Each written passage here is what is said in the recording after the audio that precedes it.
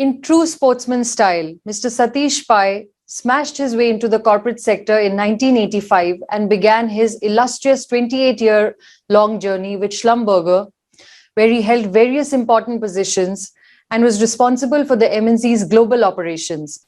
After taking charge as the CEO of Hindalco's Aluminium business in August 2013, Mr. Pai was the driving force behind the 3 mega greenfield projects of Hindalco, which established the company among the biggest producers of primary aluminium in Asia. As managing director of Hindalco, along with the Novelis business in August 2016, he oversees the Indian metals market and guides Novelis's operations globally. Under Mr. Pai's leadership, Hindalco has achieved phenomenal growth. The company has created tremendous value for shareholders, delivering a 22% stock price CAGR over the last 5 years and over 100% in the last 12 months. Over FY16 to FY21, Hindalco has grown its EBITDA by 15% CAGR despite all the headwinds faced by the Indian metals industry. At the same time, leverage of the company has declined significantly from 6.4x in FY16 to just 2.5x currently. CSR has been ingrained in Aditya Birla Group's value system since as early as 1940. Mr. Pai, who is a part of the CSR committee, has seamlessly incorporated this ideology into the Hindalco's business. In fact, in FY20, Hindalco was ranked the aluminium industry leader for its sustainability performance in the S&P Dow Jones Sustainability Indices Corporate Sustainability Assessment Rankings. With leaders like Mr. Pai and players like Hindalco driving sustainability initiatives in the country, we have little doubt that India is heading towards a brighter and greener future. Ladies and gentlemen, please welcome Mr. Satish Pai, Managing Director of Hindalco Industries. Over to you, Mr. Pai. Yeah, thank you so much. I think that, the introduction probably highlighted most of the important points that I was going to cover in my presentation. So I would like to thank you for that introduction. So if we can now go to the next slide, please. This is the general statement. Next slide.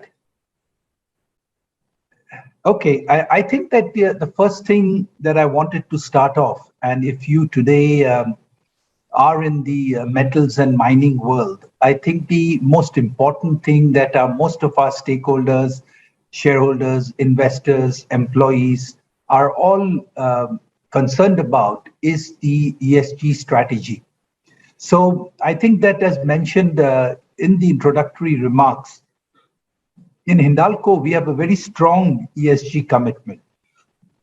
The S and G part of it, which is the social and governance, I think that, we have got a long historical record, as mentioned, and, whether it is the CSR work that is done, the livelihood generation programs that the Aditya Birla Group has.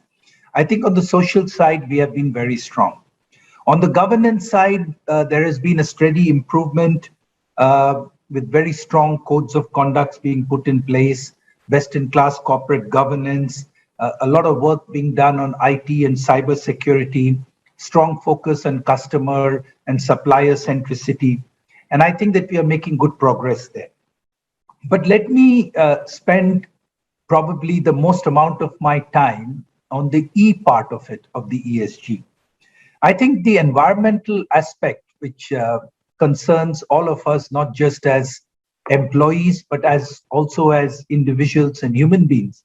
I think that corporates have a very important role to play as far as the environment goes. And I think in Hindalco, as you can see from this slide, in February, when we came out with a Capital Day presentation, we made some very strong commitments on recycling, net carbon neutrality by 2050, zero waste to landfill, water positivity, and no net loss in biodiversity. So I think that, we have set, to be fair, fairly ambitious targets on the E part. And I think that, as a company, we are now quite focused on building a fairly detailed and granular plan to achieve these targets. If we now go to the next slide, please. I will start by giving you first the Novelis progress. So most of these, as you can see, will be referenced back to a year. But for Novelis, the average progress since the average of 2007, 2009, you can see from a lowering of 25% in energy intensity, 26% water, 40% waste with lower non-dross intensity, and 31% lower greenhouse gas emissions. But I think that the biggest achievement of Novelis to the environment and to the carbon reduction has been in the recycled content going from 30 to 61%. Of the nearly 4 million tons of aluminium that Novelis produces as FRP, 2.5 million tons of metal is recycled metal that's being used. So I think this is a very long commitment, which has taken a lot of capital investment, a lot of technology development. And I think that is crucial to our strategy as a green aluminium company. If we now go to the next slide, here you can see the decarbonization map of Novelis.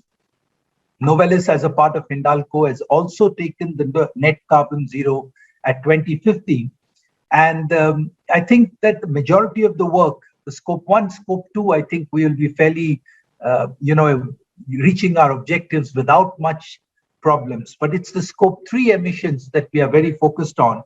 And you can see there that recycling, the circular economy, and then purchasing primary metal with a lower carbon footprint are critical aspects for Novelis to reach the net zero carbon. If we now go to the next slide, you can see here the progress towards the circular economy, which is based on the heavy investment we are making on increasing the recycled content and closed loop recycling. 75% of all aluminium ever produced is still in use today. The reason why aluminium is considered a green metal is because of its infinite recyclability along with the metal loss that happens. And I think that, if you see here in this slide, Novelis has invested over $700 million since FY11 to grow that total recycling content to 2.5 million tons. And I think now the additional investment is now kicking in as we go from the can part to the auto part. In automotive recycling, whether it's the closed loop recycling that we'll be putting in place with our bigger clients, or end of product recycling, which comes from the scrapped automobiles and trucks, this is going to be a big investment, a big game changer. It's going to require a technology innovation so that we can get the recycling content in the automotive sector up, which I think is going to contribute significantly towards reducing the carbon footprint. So that was a little bit about Novelis. If we go to the next slide, I wanted to now come to Hindalco. Hindalco is a primary aluminium producer in India. And in India, as you know, most of our power comes from coal.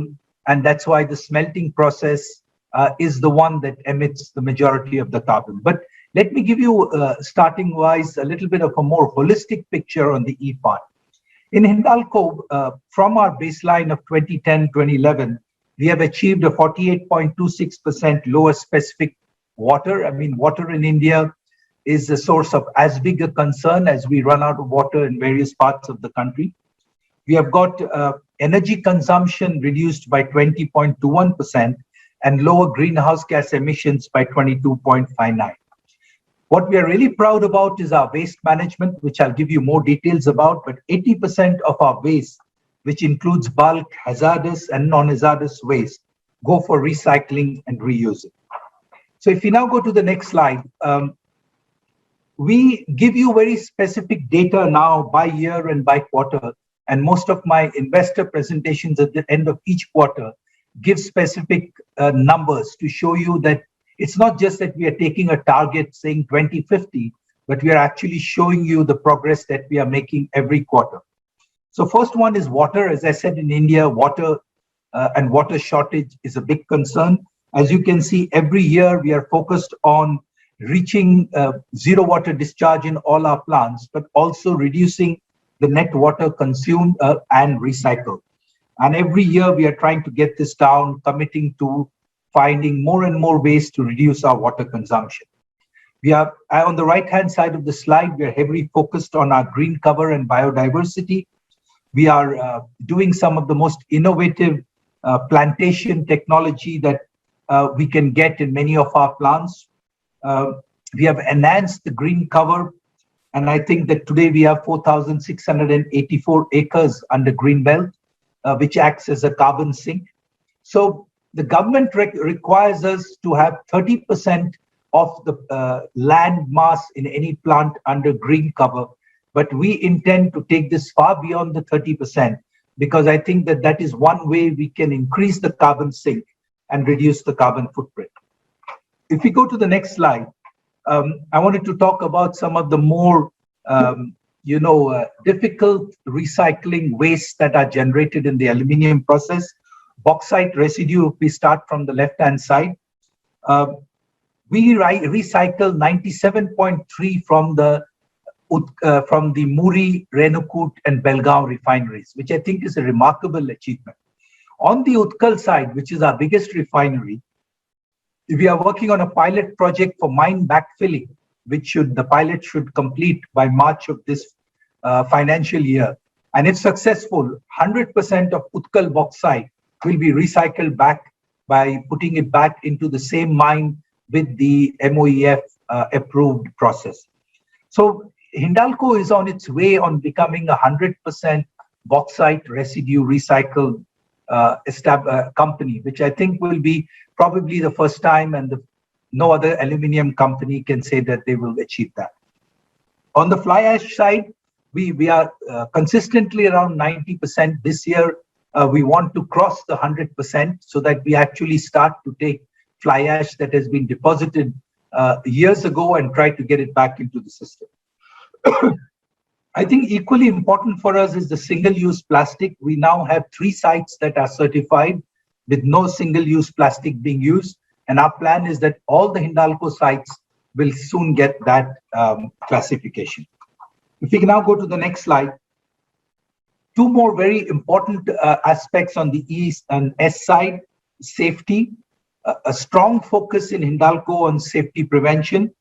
Our LTFIR rates are probably the best in the industry. But this year and probably in the next coming years, we are very focused on contractor safety management. Majority of our incidents and fatalities happen with contractors. And we have recognized that, and we are putting a big focus on contractor safety management.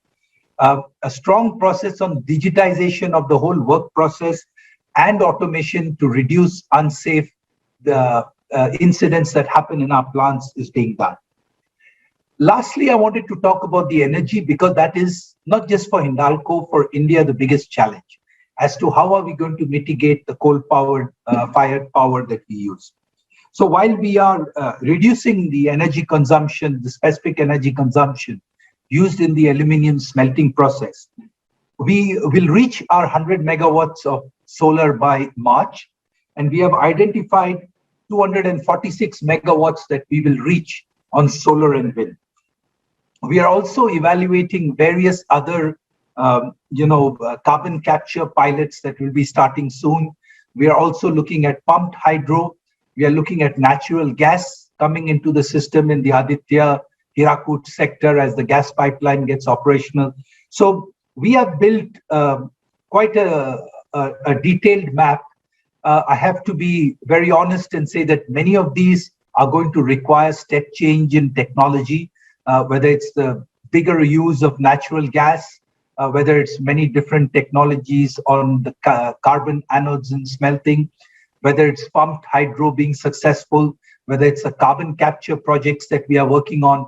But we have built a map of how we are going to get to a net zero by 2050.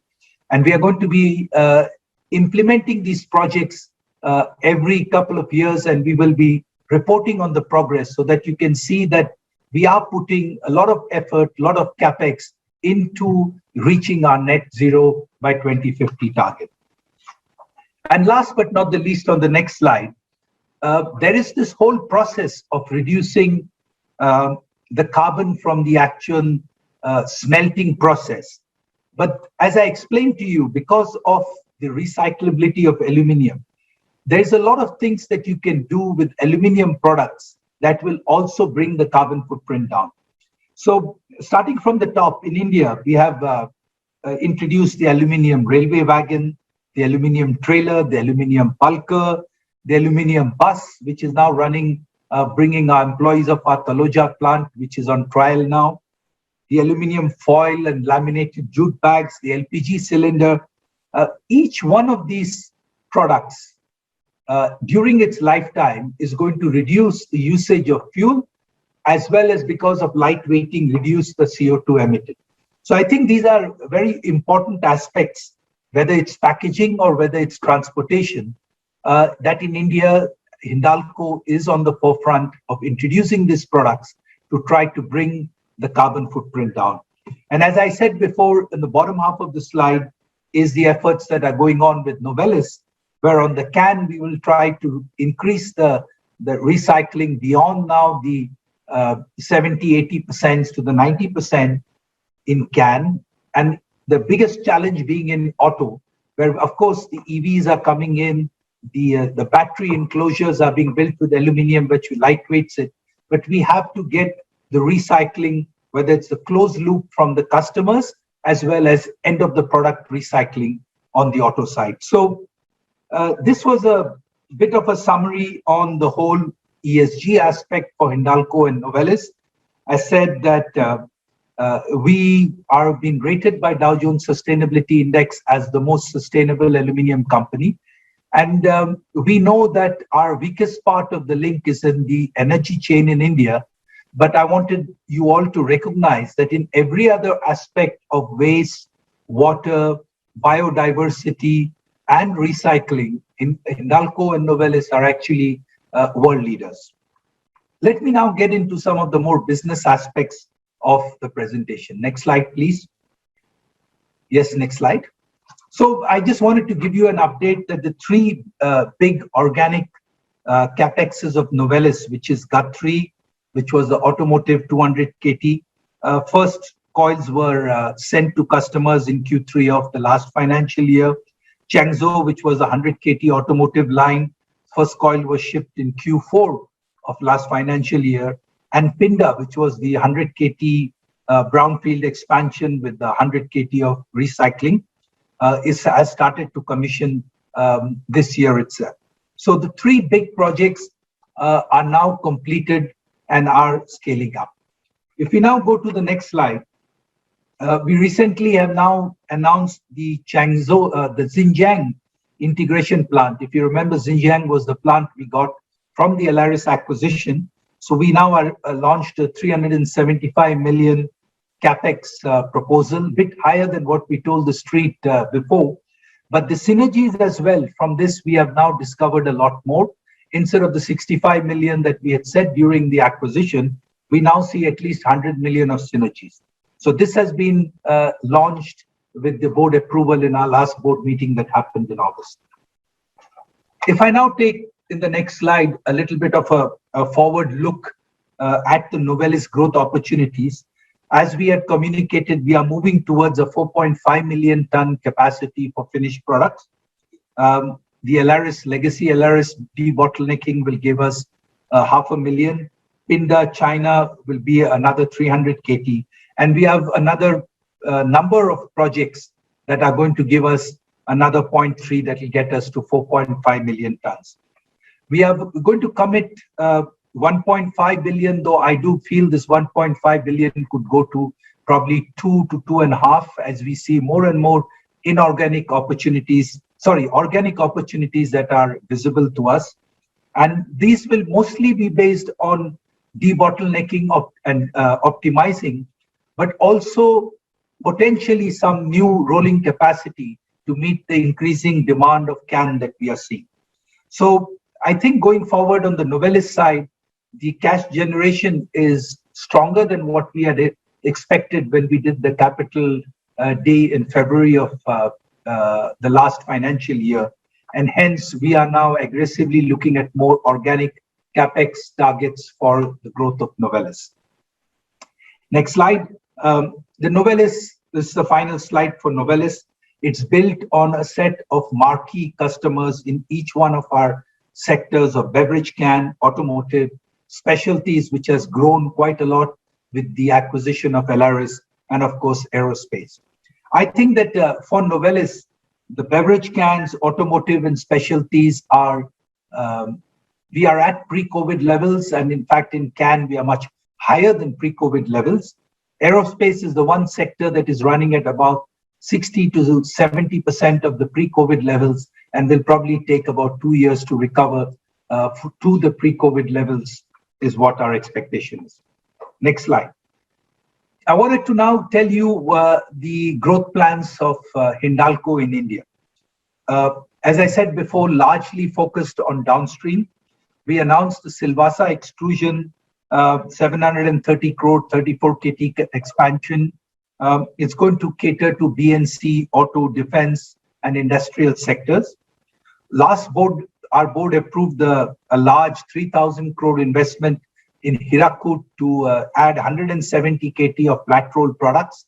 This is going to significantly impact our FRP portfolio in India and help us to do really high quality, whether it's packaging, whether it's building and construction, transportation, cookware, most of these segments that are very strong demand in India. The Utkal expansion, I'm happy to tell you, has commissioned, and last month in August, much ahead of our plans, it has already reached its run rate for the 500 KT. So Utkal is today at a run rate basis about 2 million tons capacity of aluminum. So now going to the next slide, this shows you what we will be doing within 5 years and a little bit forward. So the aluminium value added of our 1.3 primary, within 5 years, we'll have 600 KT going to 900. The copper VAP, as you can see, of the 421, we are at 315. Very soon, within the next few years, we'll be at 445, and we plan to go to 655. The capacity increase in copper, the first part will be largely through the recycling method. And if you see in the specialty alumina, which we have a very nice business, we are steadily increasing the quality of the products and going up the value chain. And you can see that, you know, from 314 to 410, specialty alumina products is what we will be achieving going forward. So this is a little bit about the growth of both Novelis and Hindalco. Now, if you go to the next slide, please. Next slide. I wanted to talk where we are on various financial metrics. So let's start with the deleveraging. I'm happy to say that, you know, last quarter we reached a net debt to EBITDA of 2.36. What we committed in February, which is both for Novelis and Hindalco, we will be reaching those debt reduction targets that we had put out. Novelis had largely done it, 2 billion before March 31st, but we have another 600 million to repay this year of the term loan. And Hindalco, as you know, we have a 6,000 crore bond coming up due, of which we intend to refi only 4,000. So we'll be reducing our long-term debt by another 2,000 crores there.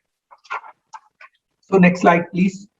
So I think that if I look back to the February presentation, the main parts that we committed to, we will be focused very strongly on profitable growth.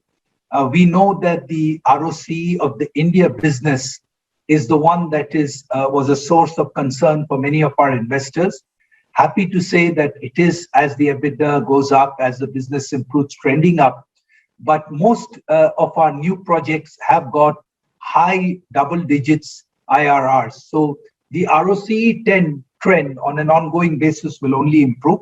We will do only good quality projects, mostly downstream or alumina specialty related, which will give and improve our ROCE going forward. I think on the ESG, I hope I've convinced you that we are extremely serious. We are quite focused. We have a lot of projects. All the management has got KPI, including my own bonuses are based on me or Hindalco reaching specific targets when it comes to ESG. We are very much focused on going up the value chain and product diversification. The Alaris acquisition helped us to do that for Novelis, getting us into aerospace and getting more into specialties. And in Hindalco in India, we are steadily going up the value chain to higher and higher end products. And I think last but also equally important is an optimum capital structure. As you can see, we had announced bringing the net debt and the gross debt levels down, and we are on track for that.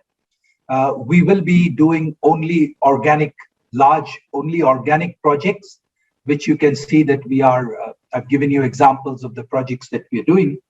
And last but not the least, we have showed the sort of fungibility of cash down to the Hindalco shareholders. And in the last meeting board, we also announced a 300% dividend payout, nearly tripling from our normal levels of dividend. So with that, I wanted to end the presentation saying that we remain extremely focused on all what we have committed to the market.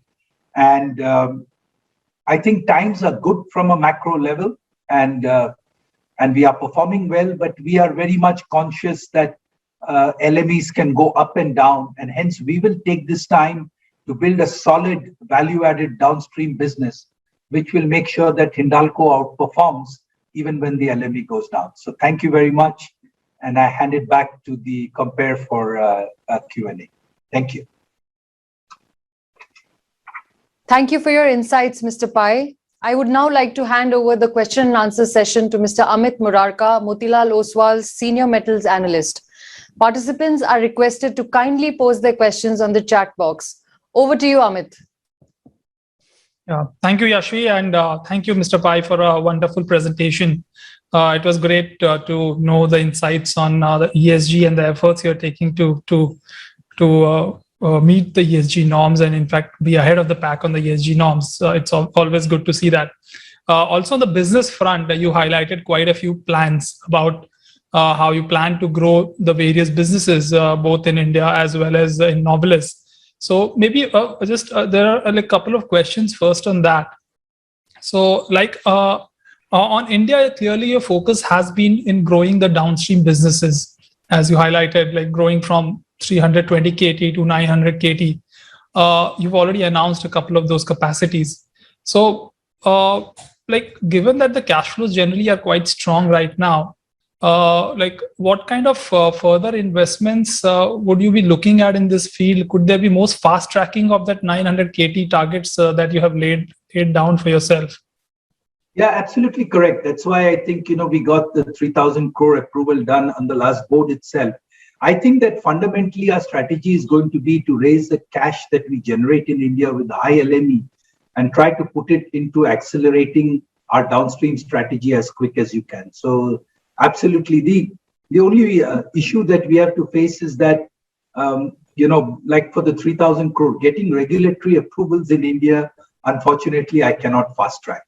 So that still sort of, at the end, slows us down a little bit. But just to give people an example, when we give the green light to Novelis to do the Xingqiu, they can put as they say, the spade to the ground in 3 months.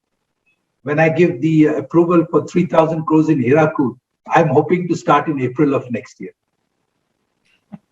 Yeah, we all know that for sure. So actually, that was also a question that was there. So when in your endeavor to reach that 900 KT goal, so what are the key challenges that you face, given that in India, anyways, the VAP market is not so developed and is also quite unorganized.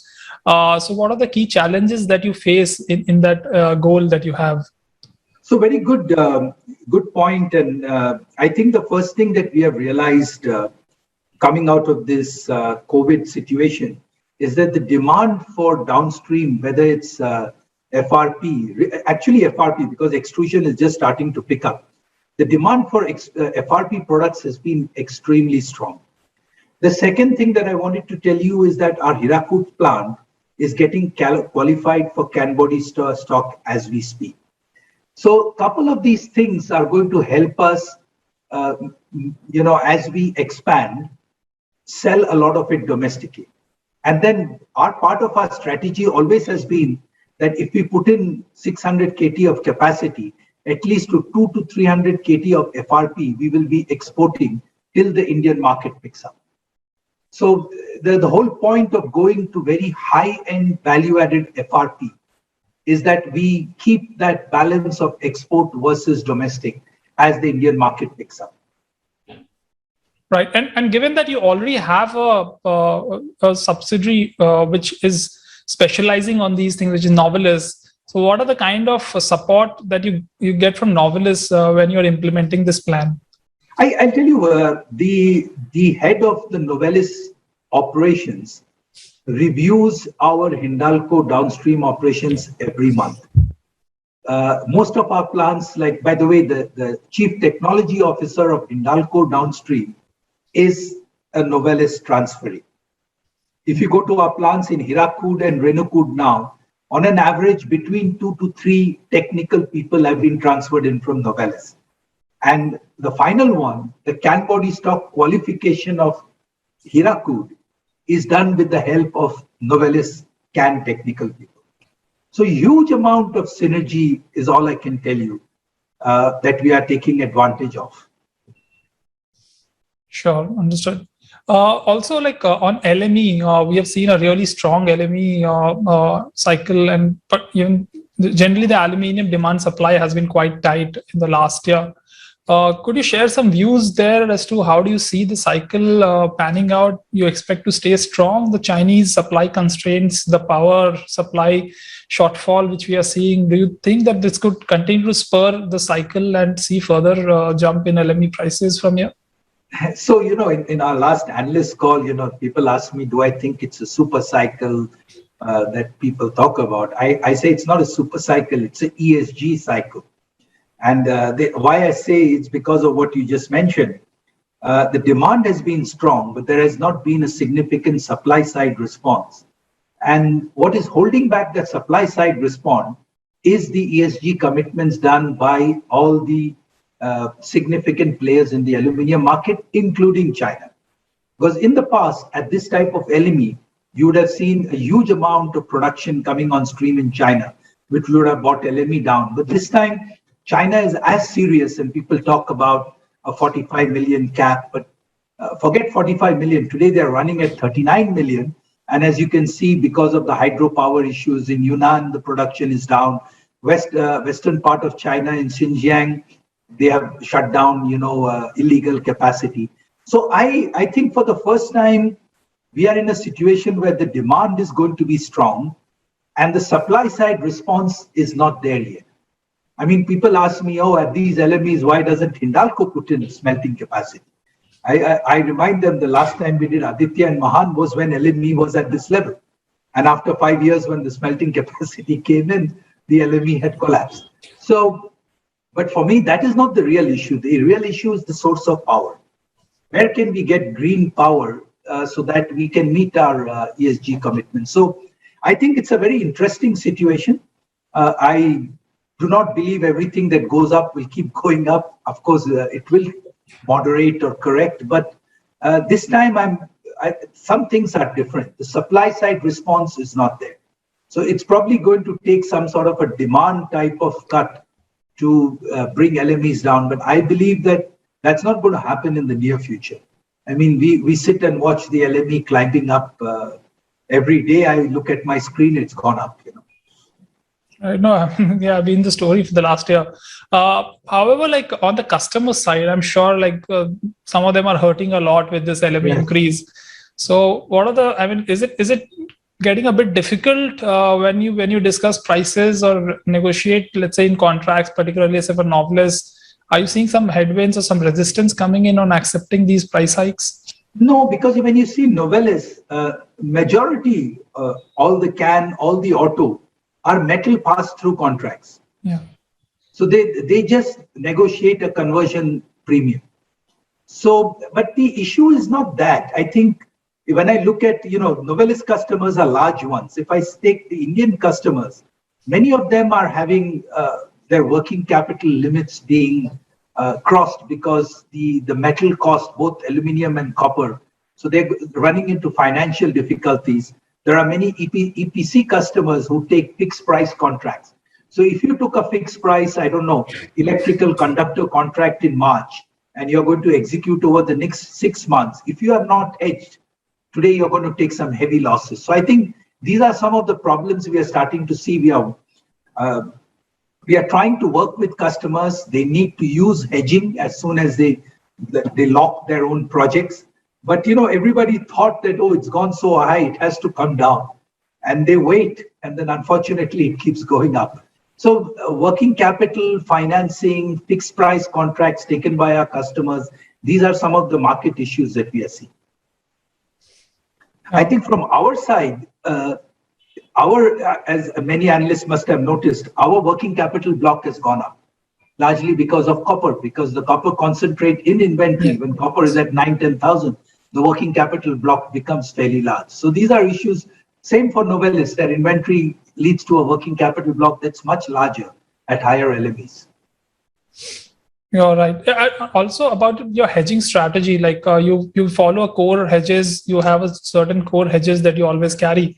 Now that the LME is continuing to make new highs, like how are you thinking about the hedging strategy? Are you accelerating or increasing the hedges, or we are doing nothing? We're doing nothing. So whatever we had done, we have stuck with that. And I think next year is hedged at about 28% at 2,200, but already LME is at 27. So we are just, most of our people are quite convinced that LME is going to remain strong. So I think that we have our insurance hedge in our pocket, and we are not adding any more at this stage. I mean, we have now weekly meetings to monitor the situation. Right. No, makes sense.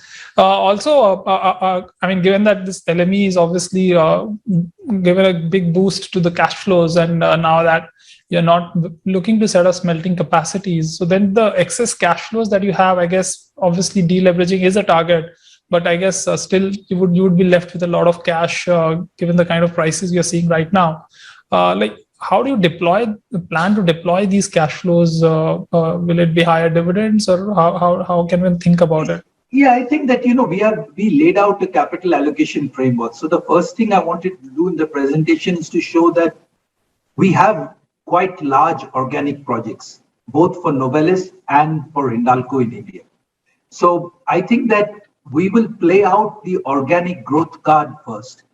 The deleveraging, whatever we committed to, we are more or less there.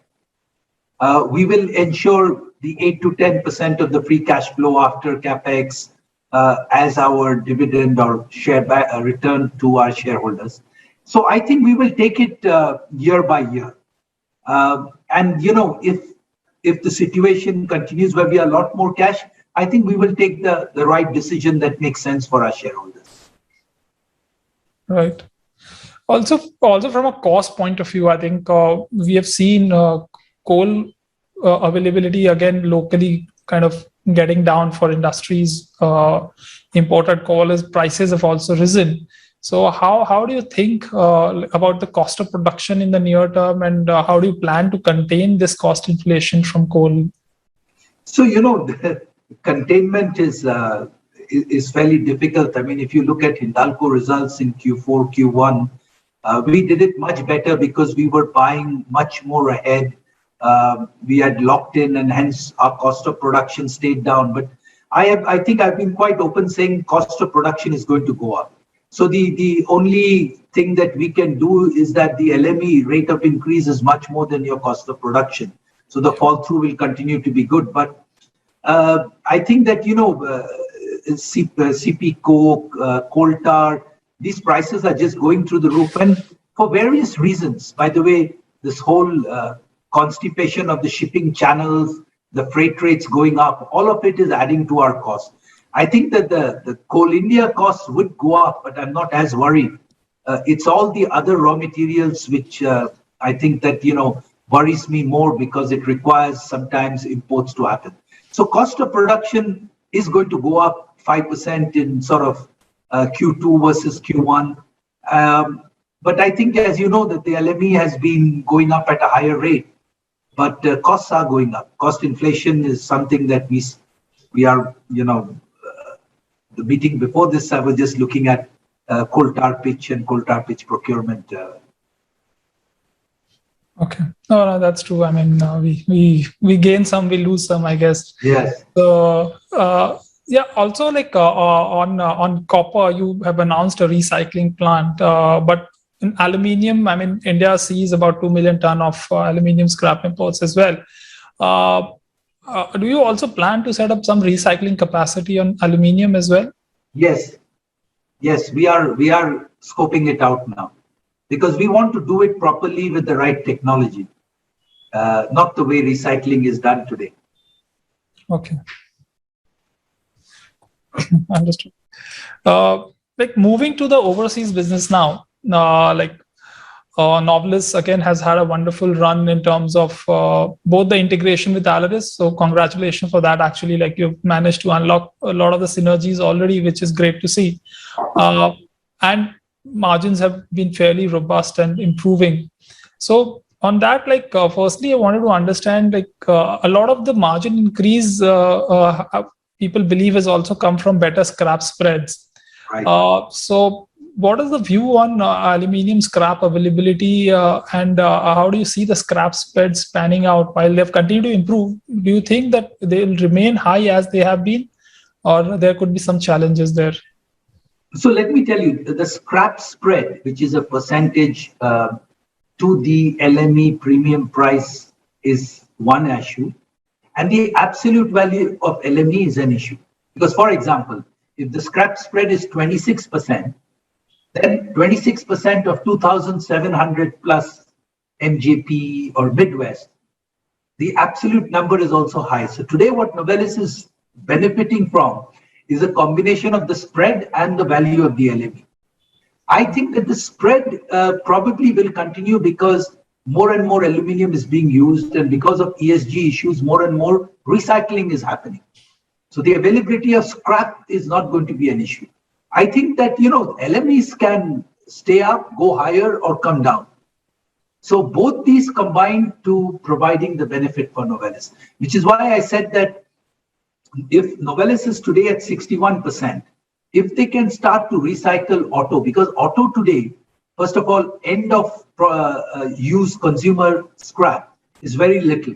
Mostly it is run around with a few customers. So if you can increase auto recycling to 40-50%, then the profitability of Novelis will be even that much more higher on the auto side. So for us, recycling is not just an ESG strategy, it's also a profitability strategy. Right.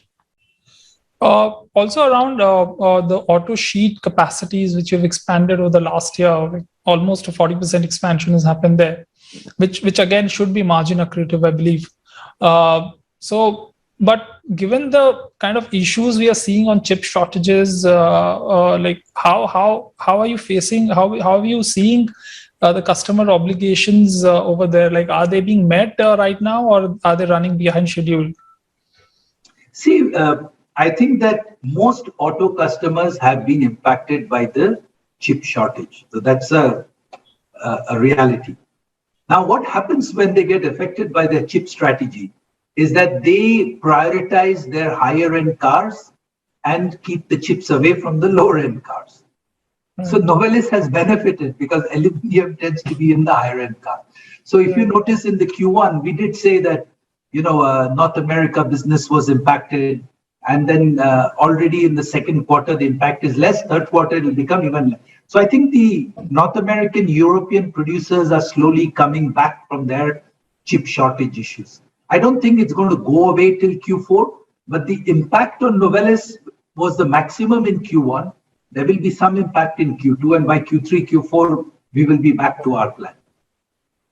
Got it. No, sounds good. Also around these capacities, the 1 million ton auto rolling sheets that you'll have. So by when do you think you'll be able to achieve a near 100% utilization there? Like, this is a fairly big expansion that you've had over there. So look, the Changzhou 100 KT will be fully booked by next year. Next year meaning really we are in sort of September of 2021. by end of the calendar year 2022, Changzhou will be fully booked. Fully booked meaning we have already got contracts, but production and the offtake would have happened. I think that what will take a bit more time is the Guthrie 200 KT capacity, because there, besides the customer side, we also are facing hot band shortage, which is why I was sort of hinting that we will have to do some sort of a hot rolling capacity addition in the US soon, because we don't have any more hot roll capacity. So I think what is holding us up from getting the Guthrie fully up will be hot band. Okay, sure, understood. Also, around the US business again, like generally, you also plan to expand from 4 million ton to 4.5 million ton in Novelis. So while you mentioned that like some of it, the cold rolling mill is being initiated and there'll be some debottlenecking as well. Can you just throw some more light on the optimization plans, because that's also part of that. I mean, besides the debottlenecking, you also plan to do some optimization. So could you shed more color on that strategy? So look, the best way to answer it is by giving you an example. I mean, we are going to put a few more stands and a stronger motor on the Oswego hot mill, which will increase its capacity. So we are now trying to look at all our existing hot rolling capacity and trying to see how we can increase the output. And that is the 300 KT. So Oswego project is going to be signed off in the next month. So we are now looking at all that to get to that 4.5. But I think after that, we will have to put in greenfield capacity to make the next step, because then we would have been fully maxed out from our hot rolling capacity. Sure, got it.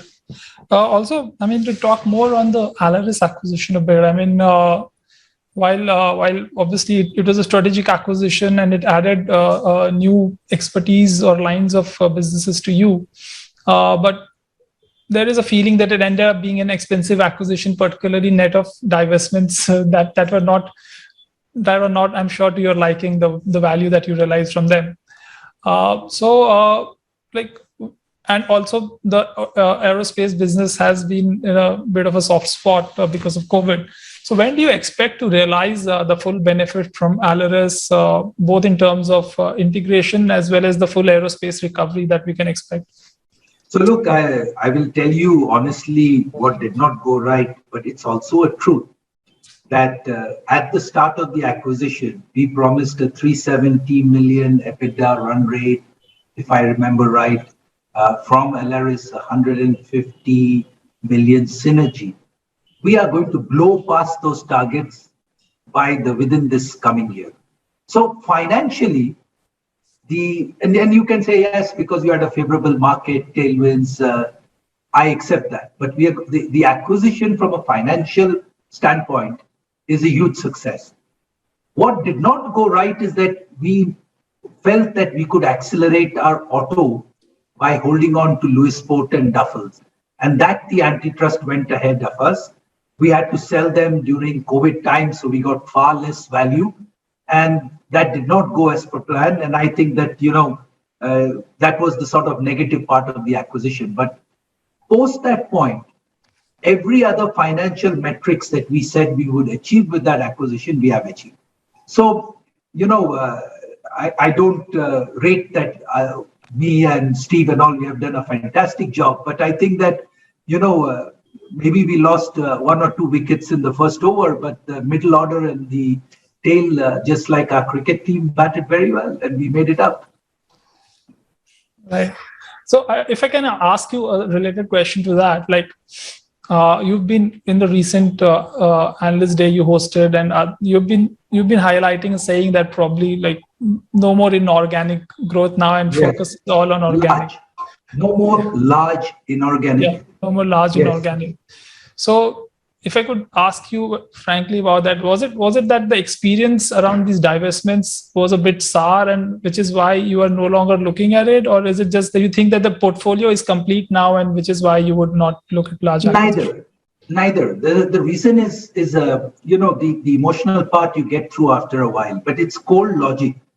in the FRP world, with 4.5 million tons of rolling capacity, which is far larger than Arconic, Constellium, AMAG all put together, no antitrust authority in the world will allow you to do an inorganic acquisition. It's purely, what I realized after the experience with the Department of Justice and Digicomp and the Chinese SAMR is that they will not allow you in FRP to do. So it's just that cold logic that you will have to organically grow, and we will do maybe bolt-on acquisitions on the recycling side or a little bit upstream from the FRP side. So we will have to look at those or new ways, but inorganic, no antitrust authority is going to allow it. All right, sure. Also, the beverage can business has seen strong demand, and actually, probably COVID has been a boon in that sense, with more take home or sort of a consumption trend picking up. So, are you thinking of setting up more beverage can capacities as well now that the auto is more or less in place? Yes. Sure. I think that the can market, it's not just COVID, it's the ESG part of it as well. It's the recyclability part of it very strongly. So can is going to grow, and we never expected it, at a CAGR of 5%. This was a business that people were saying was flat.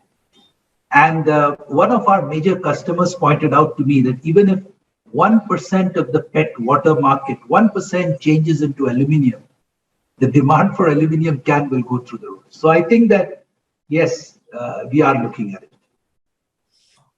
All right. Also, could you just maybe talk a bit more about the global FRP market as well? Since you touched upon this point, just 1% actually kind of being a big boon to the beverage can sheet. How do you see, while India, obviously, we keep talking about big growth potential, but in the global market as well, do you think that the aluminium cans and general growth in the aluminium consumption trend could continue to be, let's say, in mid-single digits or something like that?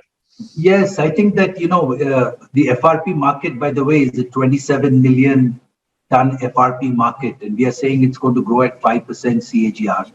The auto, we are saying, will grow at 10% CAGR.